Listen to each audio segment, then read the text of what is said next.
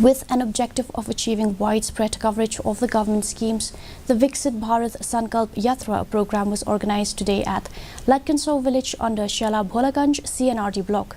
Members of National Commission of Women, New Delhi, Delina Khongdup was present in the program. Addressing the gathering, she said that the Yatra was launched by the Prime Minister Narendra Modi for the benefit of the people of the rural areas.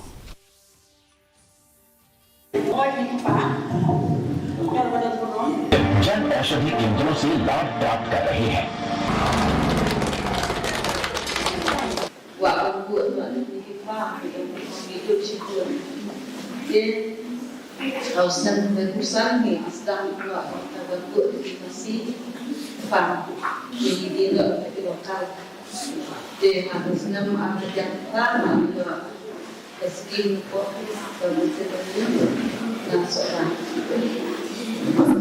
Dengan kalau air sibunya kan, untuk kita dari keselipan dalam untuk ingin masih dekat juga langsung di penjungan untuk ada masih buka akhir